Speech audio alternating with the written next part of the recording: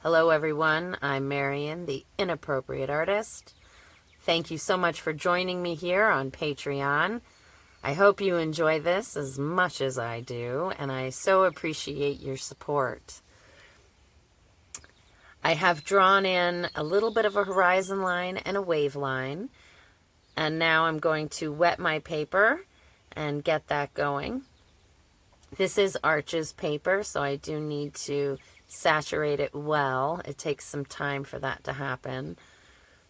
The importance of saturating is so that when you work the pigment, it has the opportunity to really bind well with the paper, as well as gives you plenty of water to create movement, allowing the pigment to move. Stopping there because that's my horizon line, and below it will be the water and the sand. Bring my palette up so you can see what I'm doing. Now, here I'm just working with the straight blue from the tube. I really wish I had pre-mixed the blue with a little bit of the black to create almost a Payne's gray. But I did later go in and remedy that situation, I think, quite well. In this video, I'm only showing you what the background is, and then at the end, you'll see the finished product. When I went in and finished this painting, I completely forgot to turn on a camera. I just got inspired and went to work. So there, I'm really getting ready to work in that orangey pre-dawn light, and cleaning off my brush. I'll be mixing more of a golden yellow with the red and the pink, and then giving it a little bit of an opportunity to create that break of light between the night sky and the rising sunlight. Oh, I love that pink. Makes me happy. There we go. Still not as pink as I'd like it, but I think I get to the point of remedying that. Not my best gradient work, but it certainly worked out well in the finished image. Ooh, dropped my brush. I created some blooms. Now I've got to fix it. This is also the benefit, like I said, to really saturating the paper. Gives the opportunity for being able to go in and remedy those kinds of situations. And as you can see, the paper is cockling and creating some valleys. This is par for the course. I did, my watercolor block started coming apart, so I chose to take the paper off and cut it up to the sizes I wanted to work in and tape it to the background. What I'm painting on, or what I've attached the paper to, is a polypropylene corrugate, so it's easy to clean and doesn't absorb any of the water. See, there's that light line that I was talking about.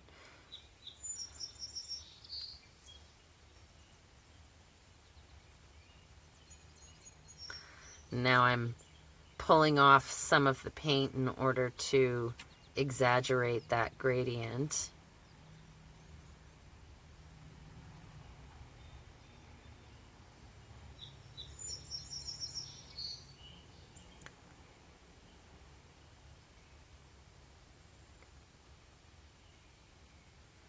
Ooh, softening my edges. That's where the water meets the sky. And now I'm going to start to wet the rest of the paper. I know some would do it all at once, but because of the angle that I was working on, I didn't want it all bleeding in while I worked. I really wanted to create an edge there. Eventually, as you'll see in the finished product, here I'll zoom in so you can see closer. When I did the finished painting, I forgot to turn my camera on while I was working. So you won't see me finish this painting, but you will see at least the first layer that goes in. Now I'm working on the water. Decided I needed to darken my sky, the light in the sky. With gouache, your lights dry darker and your darks dry lighter. So sometimes it has to start drying for me to really see what's going to happen.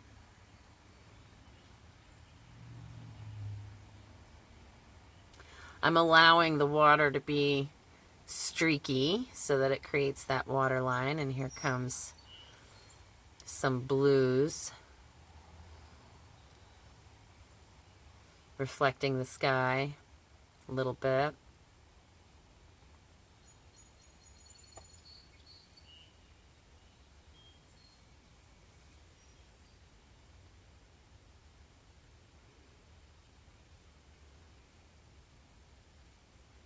So here I'm really noticing that it's time for me to darken that sky and create more of a line between the water and the sky.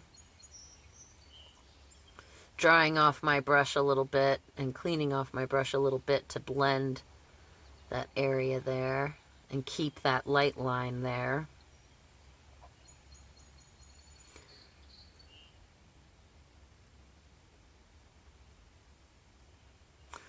My sky did start getting a little streaky, but I decided to just let it go.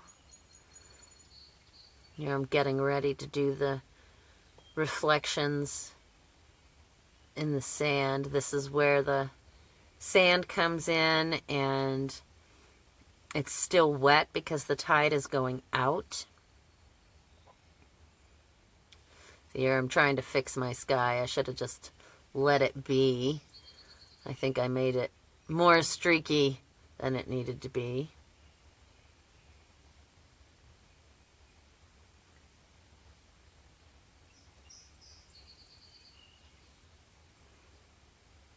And here's where I started blending in and creating more of a Payne's gray. Oh, no, I lied. I'm putting the sand in.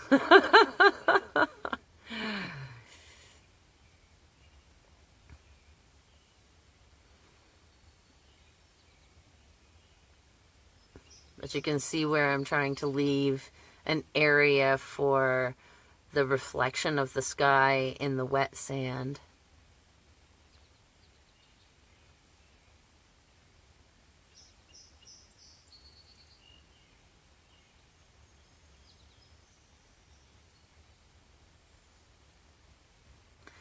Now I'm creating some wave lines.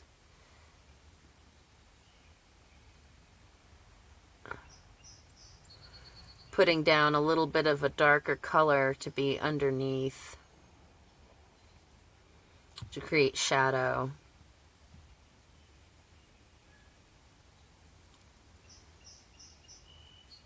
It was such a beautiful morning alone on the beach.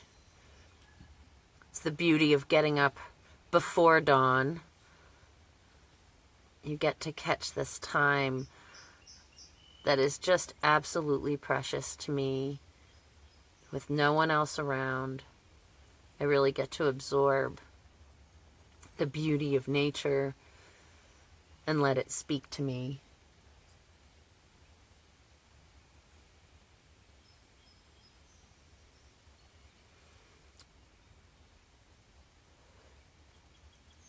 Lightening up those shadows a little bit so that I can go in with a grayer blue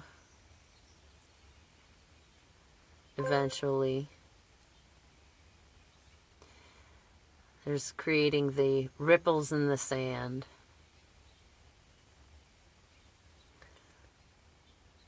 There will be a tree that goes in there, so I am leaving space for reflection.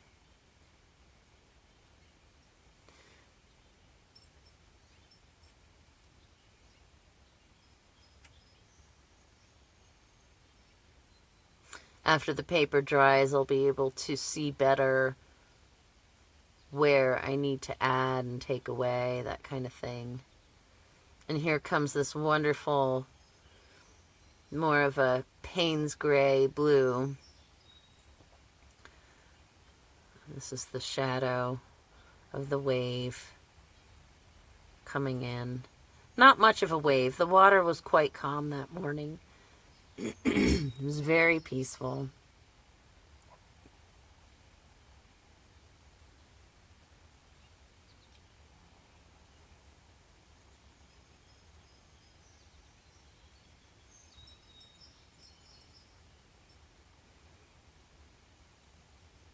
And like I said, the darks dry lighter, so I'm doing my best to kind of predict a little bit how it's going to dry.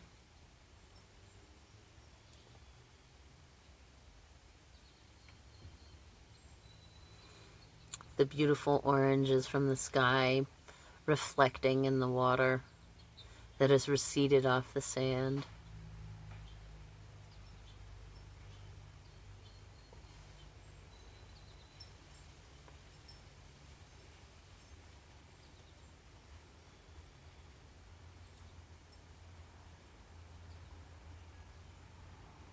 And I think at this point I am finished with this part. And here it is, the finished product. I love my naked trees. They make me so happy. I hope you enjoyed this today, and thank you again for joining me. This beach truly inspired me, and I hope it inspires you as well. Make mistakes. You learn from them. It's okay.